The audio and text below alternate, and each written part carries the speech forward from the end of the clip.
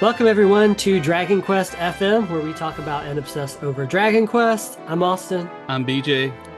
and this week we get to talk about something I love again. Yay! Thankfully, um, I was so excited because I was telling BJ, for people who listened to last week's episode when we were done, I was like, "Oh my God, I have to talk about something fun next week," because I hate doing episodes where it's just complaining. Yeah, But I really haven't had a great experience with Switch 2 and don't just love the new Mario Kart game. But right. in the same time, I was like, oh my God, we gotta talk about something I love again. So this week we're returning to Dragon Quest. On a Mercifully. Dragon Quest podcast, I don't understand. Mercifully, we are returning to Dragon Quest. So this week's episode, we decided to kind of touch on something that we've like tiptoed around, I feel like, Yeah. quite a bit in the history of DQFM, but hmm never just actually like dedicated a whole like episode to.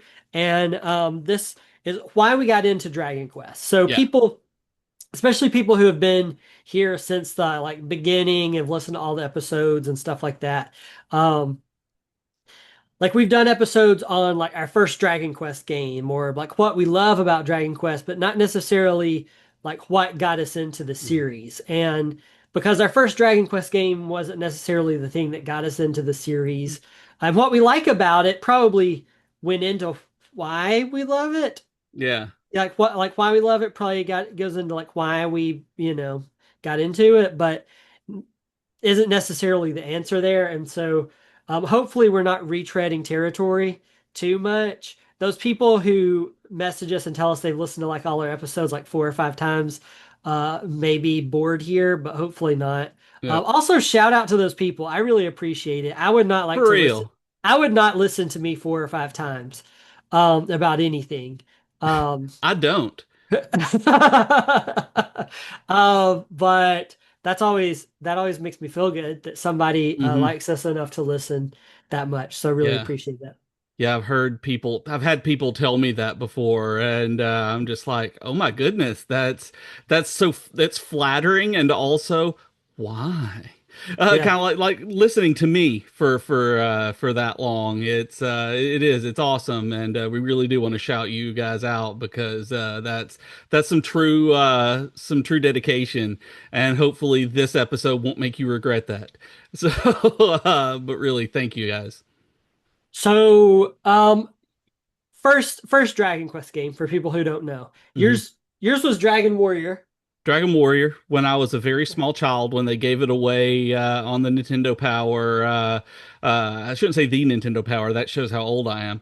That Nintendo Power giveaway when they included it in subscriptions. My friend got it, and we played it over and over and over again. And I got to the Green Dragon and beat it, and I was done. And I beat Dragon Warrior and didn't realize there was anything left. I mean, I was like 6 or 7 years old, so I mean, I think that's pretty good at that point. But yeah, it that was my very first one. What about yours? I think it would be really funny when the remake comes out if you get to that part in one remake and you beat the dragon, and then you, as like a 40-something-year-old man, just set your Switch aside and you're like, I'm done now. I'm I done. did it. I did Yep. And that'll be fine it. if that happens, if and when that happens.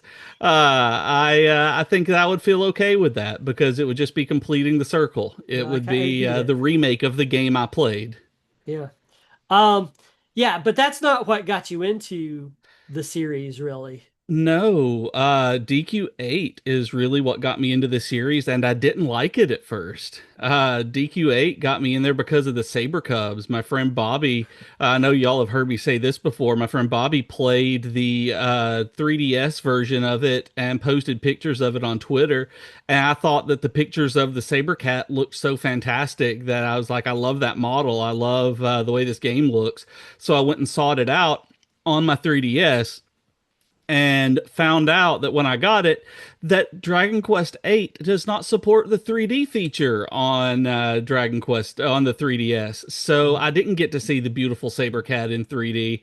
And but by the time I did not think I was going to like it and played through, and it was really, really basic. There weren't a whole lot of options.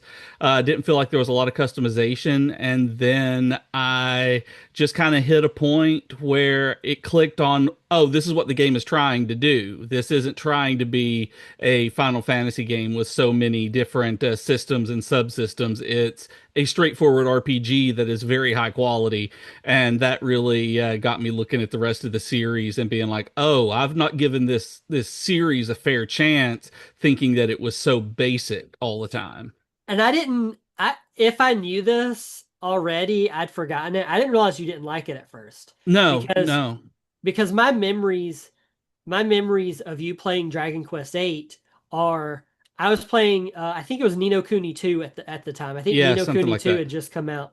And I was like loving it, obsessed with it, and we would be talking about video games and I was like, "Dude, you have to play Ni no Kuni 2." And you were like, "I can't. I played Dragon Quest 8 and I love it so much." And talking to me about the Saber Cats. Like Hmm. so my memories of you playing DQ8 are you talking about how like much fun you had with it and about how much you loved the Saber Cats. Right.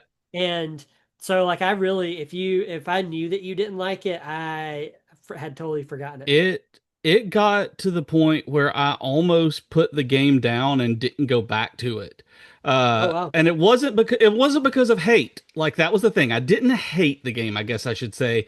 I Hmm. just wasn't impressed by it and didn't want to spend my time on it. I thought that there was nothing special about it.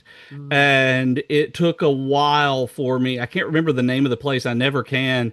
It's the tower where you have to climb, and Dual Magus is up top, and I cannot remember for the life of me what the name of it is, but it was I right know around in there that I it know what you're talking about. clicked, like what this game was trying to do. And it made me really realize that, oh, that's what this series is trying to do. It's not trying to reinvent the wheel. It's not trying to do something completely revolutionary and spectacular every time. They're making really solid storytelling and gameplay in their RPGs. And so that's what made me like it. And I think partially because of what you were talking about with Ni no Kuni 2 at the time, because I downloaded it on Steam and played through it until I got to the point where I couldn't progress anymore without going back through and basically doing every side quest and Was the got town stuff. frustrated. But Yeah. that also made it where I liked Dragon Quest VIII more because it was a straightforward RPG without these subsystems that, while I enjoyed, didn't stop my progress through the game. So just a kind of a perfect storm of really good games all at once made me realize what the DQ series had going for it. Yeah. It wasn't like you couldn't like advance in DQ8 because you hadn't taken enough photos of like golden slimes Right. or something like that. Yeah. It was just like Nino Cooney. I hadn't recruited enough people for my community, and when I looked to see how many I needed, it would be going back to all of the different areas and recruiting them through side quests. And I was like, I don't feel like doing this. And I still haven't gone back and done that since I it was new. really yeah, and I love that game and I love doing all that stuff. It's such a good game though. Like I I have no bad things to say 100%ed, about it yeah. other than I wish it hadn't gated my progress. Yeah, like I 100% of that game and adore it. Um but that is um so when you played DQ8, that got you into the series and you I can't actually remember. Did you went and started playing I think Heroes after that, right? Or Heroes 2 because I I had been telling you like, "Oh, if you love that, like try this out." It Cuz was Heroes 2. cuz 11 And wasn't out yet. then I borrowed your Heroes, but I know it was Heroes 2 after that because you and I played a little online, Mhm. and Oh then yeah, we did do that, and didn't we we? did the dungeons and stuff online where Yeah. you could get on together, and then I played 11 on Steam when it was new, and then Hmm. stopped playing it because I wanted to play it on Switch. Hmm. That's what I waited for. Like I got to a certain point in it and decided that I was going to wait on the Switch version, and then blew through 11S, and knew I was going to love it, knew I got everything, and it also played some on DQ1 and maybe 2 and 3 on my phone at that point. with the And nine. releases. Yeah, And I you think played a 9 was ton of after nine. that. Oh, I can't even remember I now, can't remember but what order I ended up doing them at that point, but 9 I'm pretty sure was a little bit after that was but yeah, that was kind of what made me realize that the reason I got into it was that these were all very, very solid, high quality games that I thought were really boring doo-doo games before because I thought they weren't trying. It felt like I was playing the same game over and over and over again. And on the surface, I still understand why I thought that is because the gameplay is very similar. But once I got into the series and gave it a chance, I saw how unique all of them were and what they were actually doing with the series from mm, beginning to end, rather than just taking them piecemeal as I was coming across them various times during my gaming career. I gotcha. Yeah, I totally forgot that we did that in Builders too. Yep. Until you mentioned it. And then I remember I have like a very like distinct memory of running in those that like in my brain it was like an underground Yep. dungeon with like brown walls Yep. and That's what I remember. there was like a talking flame guy that's like, Uh-huh. "Hello everyone." Yep. Yeah, I do I don't remember know that. how It's been a much more long we did, but time. that's what I remember specifically. Yeah, it's been a long time since I played that, but I remembered I wasn't sure because I remembered when you were playing eight, and I was like, dude, if you like Dragon Quest, like I really liked Heroes, and like Right. I think Heroes 2 was like the new one at the time because this would have been like 2017. So I think Yeah. Heroes 2 was like the new one because 11 definitely wasn't out yet. And I remember like that kind of had us both like anticipating Yeah. DQ11 so much ahead of time with it not coming out. So but yeah, I do remember Heroes 2 doing Uh-huh. doing that And with you. I'd also downloaded the demo of Heroes 2 before that and bounced off of it because it was a Muso game and I thought it was an action RPG.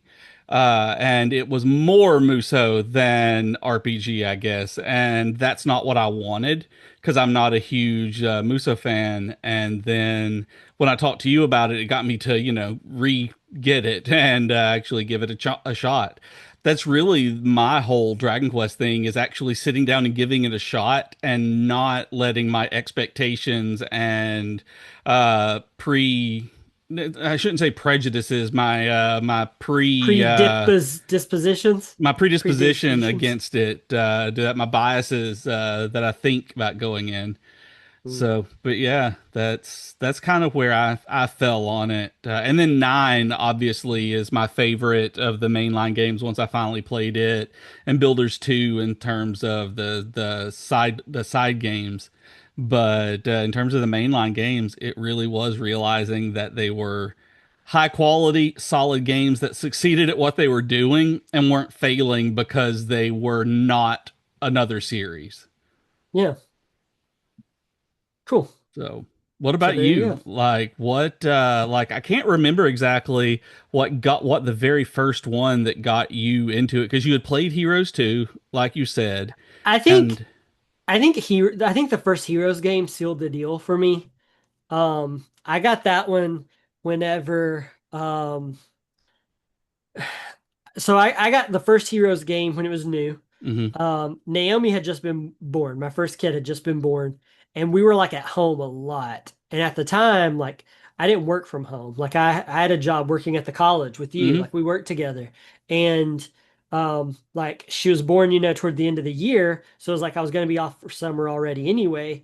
But it was like, I wasn't going into work every day. My wife wasn't going into work every day. We lived like way back in the boonies in Tennessee and we had this yeah, newborn baby, so we weren't really going anywhere. Where like I can remember in those days just like getting in the car and just driving around for like 20 minutes just to like get out of the house. oh wow, And we're also like really tired and sleep deprived. of course, But anyway, so yeah, so we would just happen to be there was one day when she was like a little bit older because nobody wants to take their like day old baby into Walmart with them. right, So when she was a little bit older, I don't know if it was like a week or whatever, but she was still a newborn. I mean, she was not like a month old yet. mm, We had like she came with us. She wasn't just like staying with like Grace's parents or anything right, like that. Like she went into the store with us and everything like that. And I had a friend that worked at the GameStop there by Walmart. Jonathan Brown. Shout out to Jonathan Brown. And I think he's like a big like regional manager for like GameStop now. He like moved to Hey, Texas or something. But anyway, that's really he's awesome. he's not listening, but good for him. Anyway, he worked there and I was kind of talking to him for a little while, and I wasn't really sure what I was getting when I walked in there. Like I knew Dragon Quest Heroes was a game, but I was kind of like, I don't know if it's for me. It's not a mainline game, but I was like, I wanted a high fantasy game, right? Okay. And I was like, what's some high fantasy games I could play that I hadn't played already? That was the Yeah. other That's conundrum. the trick right there. And that one was out, and I was like, you know what? I'll give this one a shot. And I played DQ Heroes and really loved it. Like whenever we like not too long after that, we moved down here to Florida, and like that was one of the first things I did after we moved in is I hooked up my PS4 to the Yep. TV and got Heroes out and finished beating it and everything like that. And like that's what really did it for me. And I think more than anything, it was because that game pulls in heroes from other games. Right. It's kind of like I've since replayed it, and I think it's more enjoyable, when you've played those other games now Right, of because course.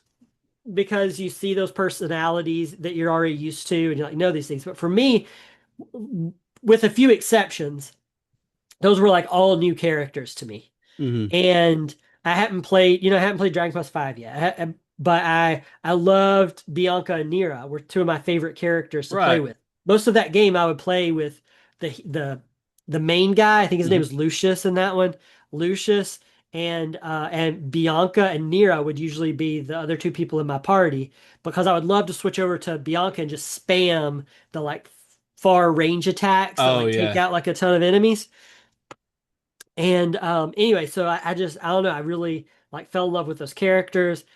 And I guess it did what you had expected a Heroes game to do. Like that kind of game when other series have released those kinds of games like that. I mean, it did succeed. Like I immediately like looked up Dragon Quest V and saw that Yeah. at the time I saw it was on the DS and I was like, "Oh, I don't know if I have time to play this right now." Yeah. And didn't get it because I was kind of like, "Okay, are any of them on console?" And like but it was for sure Heroes, and I mean it just it did what it was supposed to. I fell in love with some of the characters there, and I looked up which Dragon Quest games they were from, Yeah. and immediately went and looked up those Dragon Quest games on Amazon, and was like, I'm gonna buy these and play these, and if I'm being totally honest, like it was the fact that it was on DS and wasn't what I was looking for at the time was part of the reason. The other part was the subtitle. It's called like Hand of the Heavenly Bride, which Yeah. it doesn't sound that exciting, you know? Uh-uh. It's like yes, you play that game and it's like yeah, that's definitely an aspect of that game. Right. That is still not the subtitle I would choose for that game if I were choosing it. I get that over here in the States, they like for DQ games to have like alliterations and things, Yep. but it's just like that game has so much going on in it. It's literally this dude's whole life, Yep. and it's like of the Heavenly Bride just like I feel like doesn't do it justice, and it sounds more like sounds like a Bridgerton novel instead of a Dragon Quest game. That's fair. I mean, I'm not a big fan of most of the subtitles in the series actually, because to me, and I don't know why, and this is a completely me thing on this, I can't remember them. That Mm. they're not special enough, I guess, that they seem that is the one thing about the series that I can still say that does fall into what I originally thought is they feel so generic fantasy in the translation that I don't remember which ones like Realm of Revelation. Like I can't like off the top of my head like It's the Oh shoot, they changed it. It's Realms Realms of Reverie, I think is the PAL title. right. And Realms of Reverie, I Okay. think, is the PAL title. And then Realms, is it Realms of I Revelation? think I it's can't. Revelation maybe, but it's like those are so yeah, see, this is what I'm talking about. Where it's perfectly fine and it makes sense for the game itself, but it's just gonna be Dragon Quest 6. It's Yeah. like that's what the game is, and it's the only one that I really like is the rhyming one on DQ11. Is I can't even remember the name of it, like the Sorrow Below and the World Trees No, Woe or something. heroes. Is that Heroes that has the 11 is Echoes of an Elusive Age. derp? Yep, Heroes sure is. is the world trees woe and the blight And below. the Blight Below. That's it. Where I think that one, I still couldn't remember it, but I think that one's because it was more complicated. But I like it because it rhymes. But it's still generic fantasy subtitle. And I mean, maybe it's just because I don't like subtitles a little bit. I I don't really I'm not really a fan of Dragon Quest subtitles either. I think they're all to me it's not even they are generic fantasy, but that's not what bothers me about them. To me it's that they're kind of like they're a little cheesy. Mm, They're kind of like cornball titles where yeah, it's like I mean Hand of the yeah, Heavenly Bride and like I'm trying to think what's nine called Sentinels of a Starry Sky. yeah. Like that sounds like a John Green book. And they all kind of sound It like sounds like a self-published fantasy novel, is what it sounds like. almost see, and I don't even think it sounds like a fantasy novel. I think it sounds like two derpy little teenagers falling in love under a night sky, and I'm just like, Uh, ugh. Um, sorry, don't mean to offend any teenagers in love out there, but gag. hey, we have been there Um, and we know. but but yeah, where it's just like I don't know, I like none of the subtitles feel necessary Yeah, to me. right. If it were up to me, I would propose and two, they're like not always it's kind of like yeah, once you play the game you kind of get the subtitle, but Hmm. also it's like I feel like a lot of them are really reaching to try to hit the alliteration. Where maybe we just need to look at DQ games and start subtitling them like Friends episodes where it's like The the one one where the one with all the jobs, the one with all the chapters. The one, you know what I'm see saying? the Like, one with the angels, just yeah, straight up simple. yeah. There's like the The one with Erdrick, the the, the one with all the dream stuff. the That's one for where sure. Erdrick goes across the continent. Yeah. It's the one where Erdrick takes a road trip. That's it. But yeah, I mean, The one with Sylvando. It's just like that would be, it's like uh, yeah, yeah, it's like if you do it that way, it's like everybody's gonna know. But and I'm sure like I would consider myself a diehard Dragon Quest fan. right, of Okay, course. and even right now, just off the top of my head, I'm having trouble remembering them. Where Hmm. I'm sure there's fans out there who know every one of them by Of heart. course. But I think like to me and to you, it's like we don't care enough about the subtitles Hmm. to like memorize them all. And at like the end of the day, they just don't do anything for me. And that really was why, like way back then, that's why I didn't jump on five immediately because I saw the subtitle and I was Hmm. like, ugh, that one sounds a little like Victorian romancy. I don't know that I want the hand of the Heavenly Bride. Like And see, I it also, to me, it also has a horror vibe to it, though. It sounds like it could be a it's like lot, it's like talk to yeah, me. like a coming back from the dead kind Oh, of ghostly horror story, The Hand of the Heavenly Bride. And so that's the feeling I get from it. But as soon as you said like a Bridgerton title, it's like, yeah, I can totally see why you would bounce off of that with that feeling. yeah, and like this entire time I've been trying to think of the one for Dragon Quest 2 because I don't like that one or the third one. Seeds of Luminaries of the Legendary Line, Legends of the Luminary Line, it's one something. of those. It's one of those. Yeah, I think it's Luminaries of Legend, Luminaries of the Legendary Line. I think that's it. I think it's Luminaries of the Legendary Line. And then Yeah, 3 is Seeds of Salvation, yeah. which still I'm just like, really, that's got to be the name for it. Um like I'm glad that they did at least seemingly drop those from like the remake re-releases. Yeah, the subtitle on DQ3 is actually really nice now. HD 2D remake. Like that one is the most descriptive subtitle of any of the Dragon Quest games so far. Yeah. Where like subtitles can really like make or break a game while we're on this subject. It's been funny because my wife and I've been I'm rewatching them. She's watching them for the first time. But the Daniel Craig James Bond movies, Oh, okay. I really like the Daniel Craig James Bond movies. Yeah. She'd never seen any of them, so we've been watching them. Okay. And we kind of had this running gag when we were as we were watching them. I think it was around the third one, Skyfall. We were like, we were kind of playing a game, and the game was Kingdom Hearts game or James Bond movie because it's Oh, like Quantum of Solace, Dream Drop Distance, Birth by Sleep, Skyfall. You know, there's you're like a not lot. wrong. They have very similar things where it's just like, um, you know what? I've seen Quantum of Solace now like Uh-huh. three times. It's the worst one, but I've seen it like three times. I still cannot really tell you why it's called Quantum of Solace. I know there's something about like the organization is called Quantum, and I know But he's like all sad yeah, that his girlfriend's dead. Spoiler, I guess. But like but that's the one that comes Quantum of right Solace. after Casino Royale, right? That's the second one. Yeah, it is. Yeah, that one is like I'm not a big fan of that movie either. It's yeah, it's the worst one. Um but anyway, we were just kind of talking about that recently where it was kind of like Birth by Sleep sounds like it could be a Daniel Craig James Bond movie, It does. just like Quantum of Solace seems like it would be a Kingdom Hearts spinoff on the 3DS.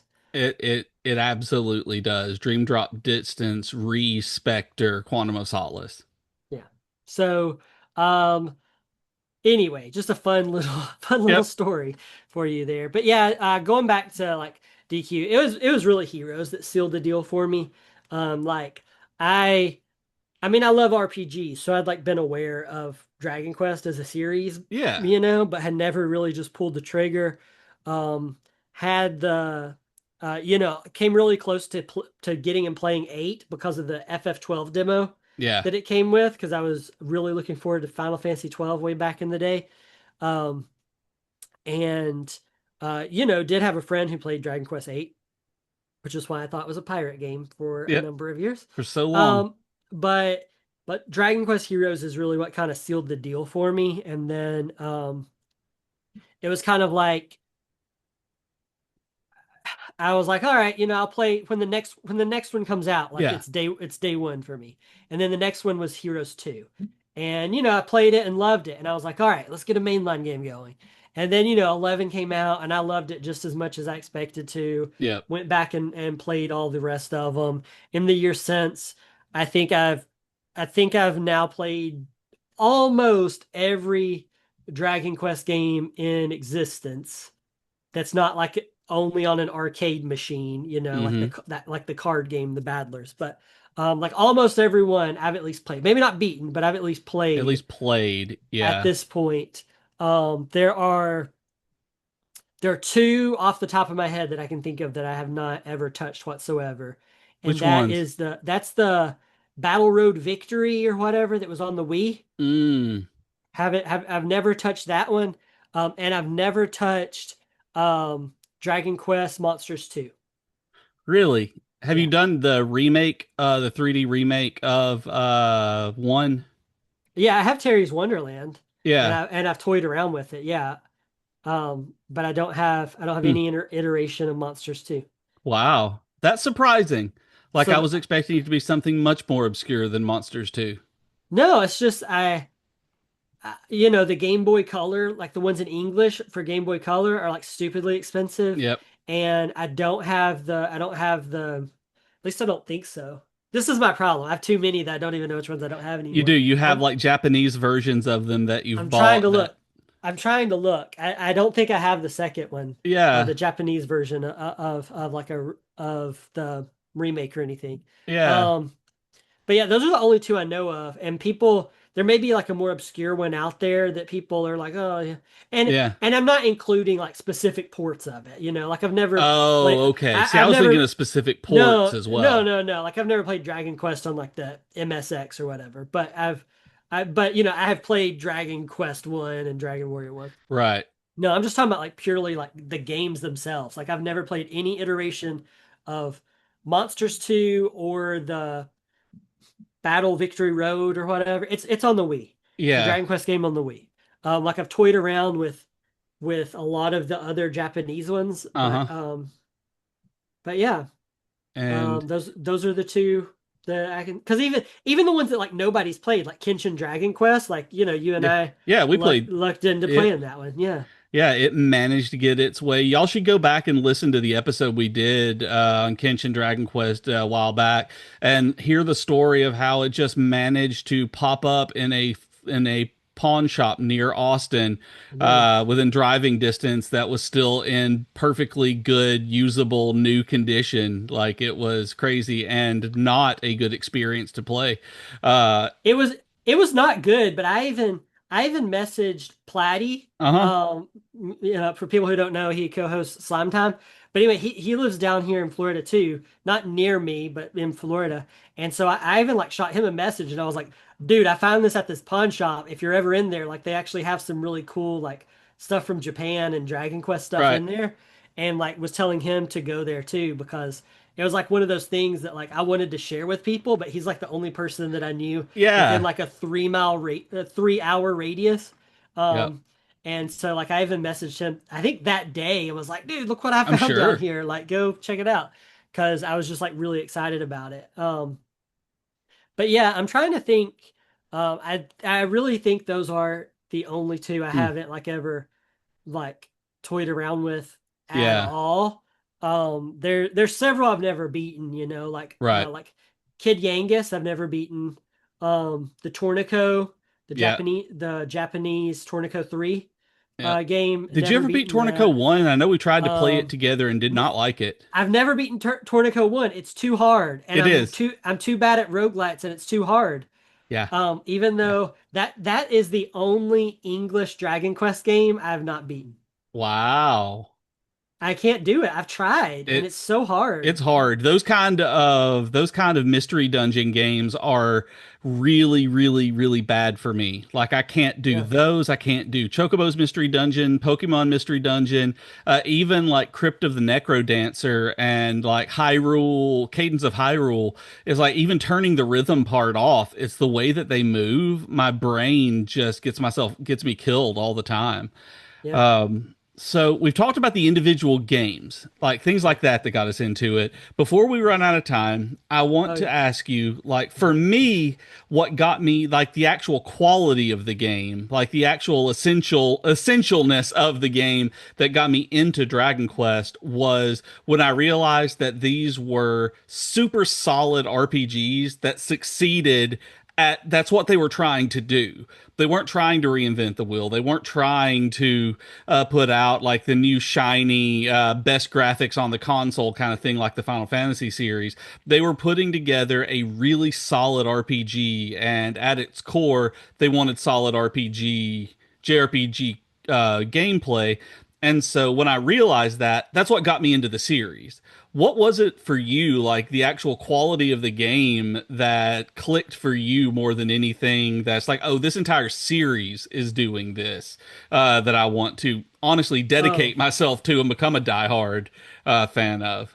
yeah. This is like a whole other episode, but if I had to put it in very short Yeah, just a, bit, since we're almost out of time, um, at the end of the day, they're built games, and like I adore like the art style and stuff like that. But at the end of the day, the thing that sealed the deal for me is 100% the humor. It's like mm, these games have serious moments and really sad moments in them, but they always have a really great sense of humor. And to me, at the end of the day, like video games are escapism, right? And movies, TV, all of that is the same way for me, which is why it's really hard for me to watch these super serious dramas right. or play these super serious video games because I don't feel any kind of sense of catharsis afterwards. It's not like some people where like they Gotcha. get done and they're like, but my life is great, so I feel fantastic. Yeah, It's like it messes with my emotions so much that I'm like surly or sad or whatever. And it's so true. I've like seen it. like at the end of the day, it's the humor, Like I settled in to play a Dragon Quest game, and it's comforting and it makes me smile, and I just want a game that makes me smile. And for the first time in a long time, I think we can end it on that, on an up note, with you just want a game that makes you smile. So I think we're going to stop it there before I bring things down in some way. All right. Well, thank you guys for listening to this week's episode. Remember, you can chat with us on Blue Sky or Twitter at Dragon Quest FM. You can also subscribe to our YouTube channel if you're watching that here by clicking the subscribe button or just visiting us at youtube.com/@DQFM. And if you would like to support this podcast, you can do that at patreon.com/DragonQuestFM. Shout out to all our patrons. We really appreciate you guys. I know I'm out of time. There is a new mini-sode up this week where I'm talking about Guardians of Asimov, the new Rune Factory game. Haven't got a chance to discuss it at all on this podcast, so I wanted to talk about it a little bit in a mini-sode. So you can go over there and hear me ramble about that for 10, 15 minutes. And you can find me on Twitter at BJK Games, Blue Sky at bjkgames.com. And like he said, you can go to patreon.com/DragonQuestFM and support the podcast if you would like. That'll be fantastic, and it would make us love you even more than we already do. So thanks, everybody, and we will talk to you next week. Bye, Bye. everybody.